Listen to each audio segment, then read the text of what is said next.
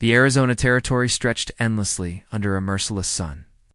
Its red earth cracked like an old leather saddle left too long in the heat.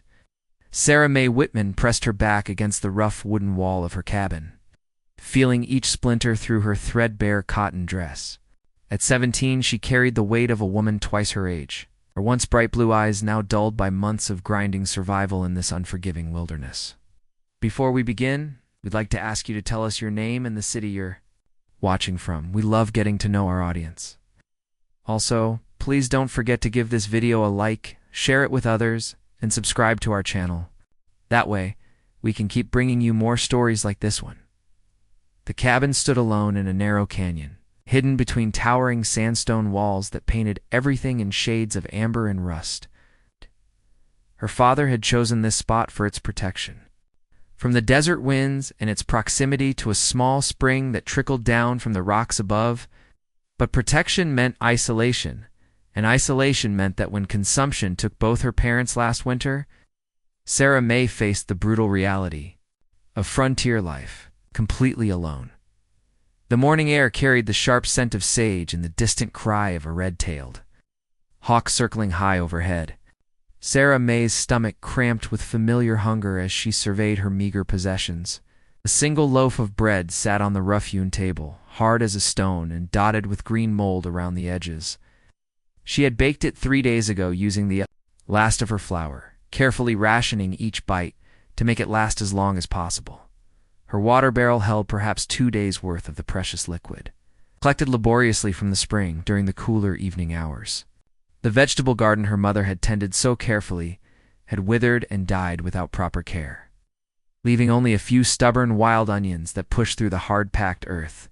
Sarah Mae ran her fingers along the edge of the wooden table, feeling the deep gouges her father had carved there during long winter evenings, telling stories of his youth in Missouri. Those stories seemed like fairy tales now, filled with abundance and community that felt as distant as the moon. Here, there were no neighbors to call upon, no church socials or barn raisings, no friendly faces to ease the crushing loneliness that pressed down on her like the desert heat. The nearest settlement lay 40 miles to the east, across terrain. That could kill an experienced traveler, let alone a young woman on foot. She had learned to shoot her father's old rifle, but ammunition was precious, and every missed shot meant the possibility of starvation growing closer as the sun began its descent toward the western horizon. Painting the canyon walls in deep purples and oranges, Sarah Mae forced herself to move. She checked the small snares she had set near the spring, hoping to find a rabbit or even a prairie dog that might provide a few days' worth of meat. But like most days, the snares held nothing but disappointment. The wind picked up as darkness approached, whistling through the gaps in the canyon walls with a sound like crying voices. Sarah Mae had grown accustomed to this nightly chorus, but tonight it seemed more mournful than usual, as if the very land were grieving alongside her. She lit her single candle, its weak flame casting dancing shadows across the cabin's interior. The precious wax would last perhaps another week if she was careful, burning it only during the darkest hours. After that, she would face the nights in complete darkness, with only the stars visible through her single small window to remind her that a world existed beyond these canyon walls. The temperature dropped rapidly once the sun disappeared behind the canyon rim, and Sarah Mae wrapped her mother's shawl tightly around her shoulders. The wool was worn thin in places, but it still held the faint scent of lavender water that her mother had cherished. She was preparing to settle in for another long, hungry night when a sound froze her blood. A groan, low and pained, echoed from somewhere near the cabin's entrance. Sarah Mae's hand instinctively reached for the rifle propped beside her bed, her father's voice echoing in her memory. "Trust is a luxury we can't afford out here, little bird. You help a stranger, you might be digging your own grave." Sound came again, weaker this time, filled with such profound suffering that her hand stilled on the weapon. Against every survival instinct screaming in her head, she moved toward the door, her bare feet silent on the packed earth floor. The heavy wooden bar across the door felt impossibly heavy as she lifted it with trembling hands. The sight that greeted her stole what little breath she had left. A man lay crumpled against the large boulder that marked the edge of her small yard, His powerful frame folded in on itself like a broken bird. His long black hair hung loose around his face. An intricate beadwork decorated his buckskin clothing, despite its current torn and bloodied state. Even in the dim starlight, she could see he was Apache. Every story she had ever heard about the Apache people rushed through her mind at once. The settlers spoke of them with fear and respect in equal measure, describing warriors who could track a man across solid rock and disappear into the landscape like spirits. But this man before her looked like no fearsome warrior.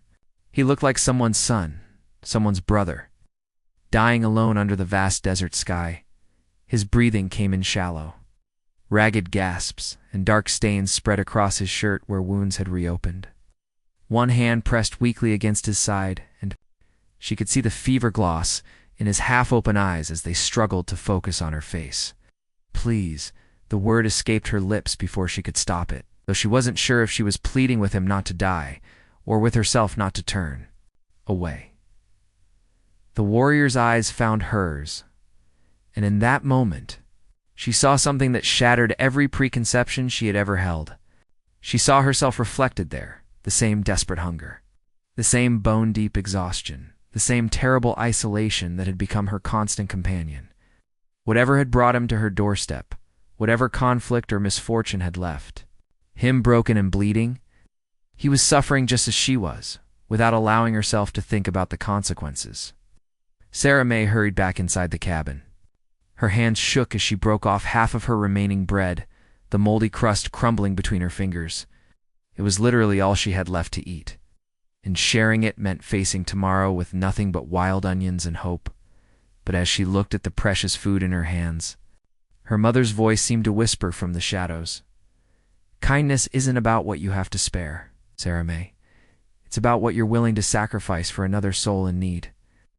She filled her only cup with water from the barrel, watching the level drop lower than it had ever been. Then, gathering her courage, she stepped back outside into the cold desert night. The Apache warrior had managed to prop himself against the boulder, his breathing slightly more steady but still labored. When she knelt beside him and held out the bread and water, his dark eyes widened with something that might have been disbelief.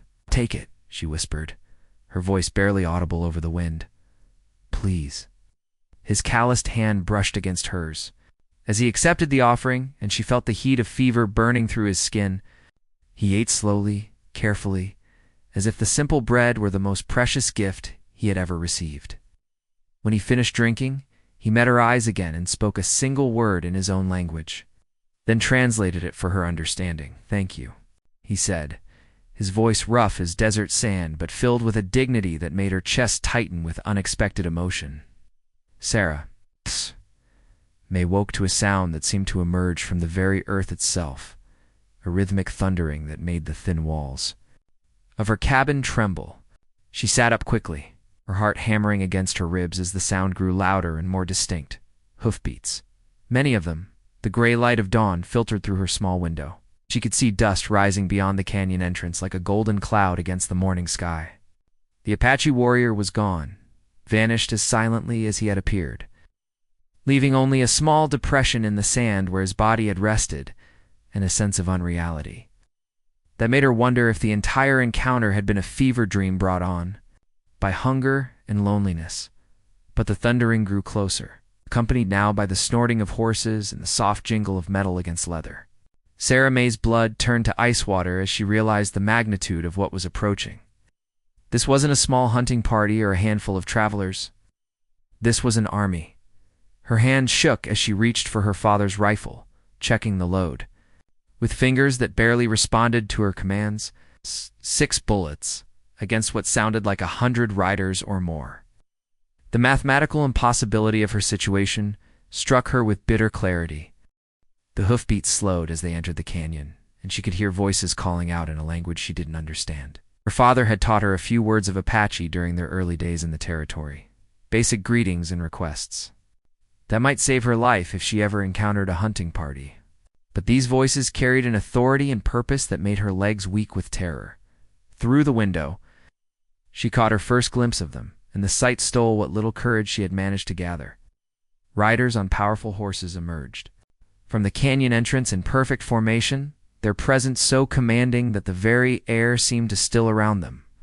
The morning light caught on polished weapons and intricate silver ornaments, transforming the approaching group into something that seemed to step out of legend.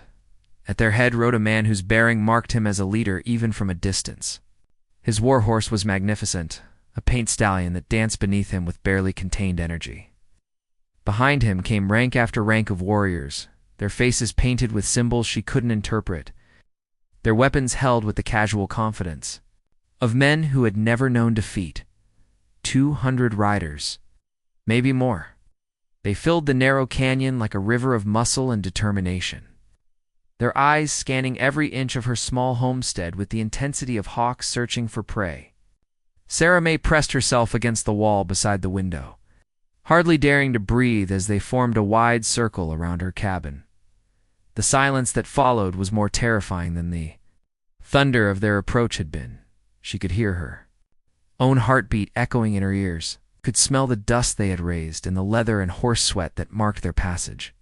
Through the thin walls she sensed rather than saw them dismounting, could feel the weight of their attention focused on her small refuge like sunlight through a magnifying glass. A voice called out, strong and clear, speaking words she didn't understand but delivered with a tone that brooked no argument. When she didn't respond, the voice came again, this time accompanied by a firm but patient knocking on her door. Sarah? May's rifle felt impossibly heavy in her hands as she approached the entrance. The wooden bar seemed like a child's toy against the force gathered outside, the deep breath that might have been her last. She lifted the bar and slowly opened the door. The sight that greeted her defied every story she had ever heard about Apache war parties. The leader stood before her door, his weapons lowered, his painted face arranged in an expression of something that looked almost like respect. Behind him, the assembled warriors sat their horses in perfect silence, their eyes fixed not on her cabin or her possessions, but on her. In the growing light of dawn, she could see details that made her breath catch. Many of the warriors bore fresh wounds, and their horses showed signs of hard travel. This was a war party returning from conflict, carrying the weariness and grief that came with battle. Yet they had stopped here, had taken the time to surround her small cabin with a precision that spoke of important purpose. The leader stepped forward and spoke again, his voice carrying clearly in the still air. This time she caught familiar words mixed with the Apache language, words her father had taught her years ago. "White girl," he said, switching to heavily accented English. "You give bread, you give water, you give life." He gestured toward his men, and she realized with shock that many of them were looking at her with something approaching reverence. The morning sun climbed higher, bathing the canyon in warm golden light as the Apache leader continued to speak. His English was careful, but clear, each word chosen with the precision of a man who understood that language could build bridges or create chasms between peoples. "I am Nantan Lupin," he said, using a name that Sarah May somehow understood meant Grey Wolf Leader. "The man you helped, he is my son. My only son." The pain that flickered across his weathered features spoke of losses that went far beyond the physical wounds she could see behind him. The warriors remained motionless on their horses, but Sarah May could sense a subtle shift in the atmosphere around them. What had felt like the tense anticipation before a storm now carried something warmer, something that reminded her of the reverent silence during Sunday services in the church of her childhood. "We fought the blue soldiers, Nantan," Lupin continued, his voice growing quieter but somehow more intense. 3 days. Many of our people—" He gestured toward several horses that carried bodies wrapped in colorful blankets, and Sarah May felt her throat tighten with understanding. "My son, he was dying. Fever from wound. Lost." The Apache leader's eyes met hers directly. She saw in them the same desperate love that any parent might feel for a suffering child. "Tells me about White Girl. Alone, hungry, but she shares. Last bread." Nantan Lupin reached into a leather pouch at his side and withdrew something that made Sarah May's knees weak with recognition. It was a piece of her moldy bread, carefully wrapped in soft buckskin. "He brings this to show me truth of your heart." The Apache leader stepped closer, his massive frame somehow less threatening now that she understood the purpose of his visit. In our way, life debt is a sacred thing. You give life to my son when you have no life to spare for yourself. This makes you family. Around the circle, the warriors began to dismount, but their movements held none of the menace Sarah May had feared. Instead, they moved with the purposeful efficiency of people preparing to work. Some began unloading supplies from pack horses, while others started gathering stones for what looked like cooking fires. "We come to pay debt," Nantan Lupin explained, gesturing toward the activity around them, "but also to make new family. Have no people. We have lost people. Together, we are stronger." As if responding to some invisible signal, the Apache warriors began transforming her small camp into something that resembled a village. Supplies appeared as if by magic bags, of corn and dried meat, tools and blankets, even precious medicines, whose scents reminded her of her mother's herb garden. But more than the material goods, they brought something she had almost forgotten existed: the sound of human voices, the warmth of shared purpose, the feeling that she was no longer alone in fighting against the harsh indifference of the desert. One of the younger warriors approached, carrying a beautifully woven blanket, its colors bright as a desert sunset. He spoke to Nantan Lupin in rapid Apache, and the leader nodded before turning back to Sarah May. "Ayana brings gift from his mother," he translated. "She died in the fighting, but before, she said, find the bread girl. She has good heart." The young warrior, hardly older than Sarah May herself, held out the blanket with hands that trembled slightly with grief and reverence. As Sarah May accepted the gift, feeling the incredible softness of the weaving against her calloused fingers, she realized that her single act of kindness had rippled outward in ways she could never have imagined. The Apache warrior she had helped hadn't just been any member of the tribe, he had been the son of their leader. And through him, her story had reached the ears of every person in this war party. "You stay here if you want, Nantan," Lupin said, his tone making it clear that the choice was entirely hers. "But you not stay alone. We make camp nearby. We hunt. We share. Protect."